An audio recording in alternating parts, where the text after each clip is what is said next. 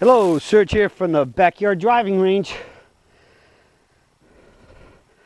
We have a question from David in Washington, and David says, Serge, I watched the Serge show where you and DJ talked about turning the forward foot out to help the turn and the finish, but you did not discuss any adjustments this may require for alignment.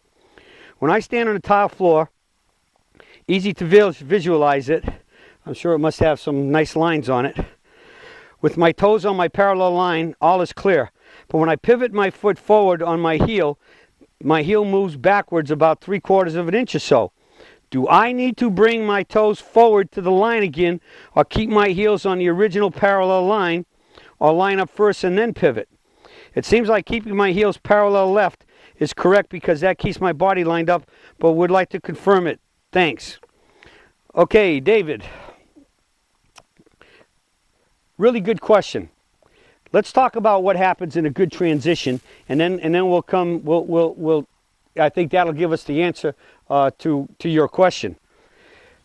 Aiming line, parallel line, toes on the line. We've all been told in many cases that if we have when we address, we're supposed to have our feet 90 degrees to our aiming line here, and we flare both of them.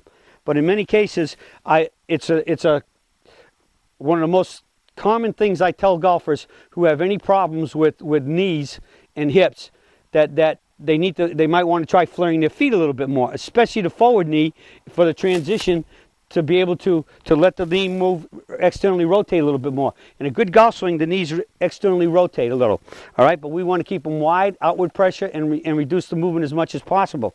So the point is no matter whether your feet are straight forward or flared, which we don't ever want straight forward, but the key is that when you transition, your knees, as you turn in the backswing, the knees rotate a little bit. So we want the right knee to rotate externally a little bit. If the knee's straight when you start making your turn in the backswing, once your knee can't rotate anymore, if you keep trying to turn, it's going to start straightening up your back leg, and in many cases that'll help pull your forward leg forward, inward. All right, so we want the knees to externally rotate. But is when the transition starts and I'm at the top and I'm in my position and I start my transition, I ring the bell and bump. What happens is I come down. Notice that my knees are basically, as I like to call it, they're covering my toes, all right, as they rotate around. So if I open up my foot a little bit more, as I just rotate it from my pivot from my heel on the ground, look at the space in here. That means now if I truly let my knees cover my toes, I'm open and I'm going to be swinging too far to the left. So what we have to do is if you're going, when you walk in and I turn, I just I flare my foot where it needs to go to begin with and make sure that it's on my toe line. Okay, that it's on my toe line to swing. Now, I've hit golf shots as much as having the foot parallel to the toe line. In this case, there's no way if I opened up my foot and pointed at the target, which is basically the whole foot now, is the center of a line down the center of my foot is parallel to that line, that the toe could be on the line, but what I do have is the inside of the foot. Now, I can hit balls okay, but I also did a daily lesson just on this point, and when I kept the foot here, I could make pretty good swings, but the tendency was for me to lose my balance. And so I think that once we get past about maybe 45 degrees, you might have to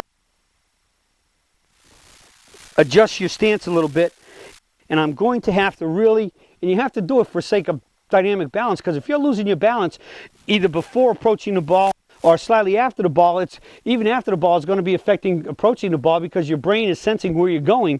So you might have to find a point where you have to drop your foot backwards a little bit to get it more underneath into your hip area, underneath your hips, so that once you swing over there, you will be under you and balanced, so you can get up to that completely perfect finish. Now that where exactly is, you got to find that out. Could be different for every one of us, but I think a good starting point would be that it has to get somewhere underneath your hips, under near where your center of gravity is at the point at the base of your spine for your body. And so now you have to really make sure that you keep swinging down your line and your arms stay down and you swing to your target and finish at it. So you have to become very target awareness, because again, if you do move that foot back and all you do is let yourself go here and overturn too fast and swing to the left, you'll be pulling them. But what else is going to probably happen? Your answer will be, you're going to get your answer really quick that you're not swinging down your line, because you're going to very likely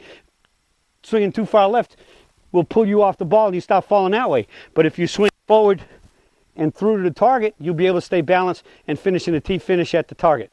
Okay? So we want to stay on the line until we get to probably past 45 degrees. If you need to go that much, that I've seen happen that people do that because really bad ankle, knee, or forward hip, and that really takes the stress off of it and lets it go there. And if you got a bad ankle and you really can't roll over like most of us do when we make a vertical swing, you can actually, in that point, your foot stays dead, will stay flat, but you still stay balanced all the way to the finish when you find that right position for the foot, when you open it and flare it more, even very much at the target, when you keep it underneath your body. Okay? Just a point to bring that into consideration for you. And the key is what?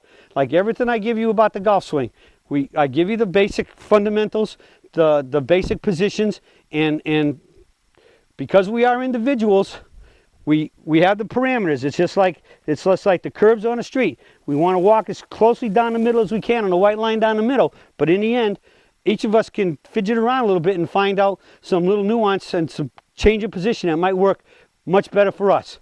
But as long as you stay in basic parameters of what we outline, you'll be in good shape. But the key is you do have some room to fudge around a little bit and find what works best for you. Okay? Well, that's it for the search for today, and I'll be talking to y'all again soon.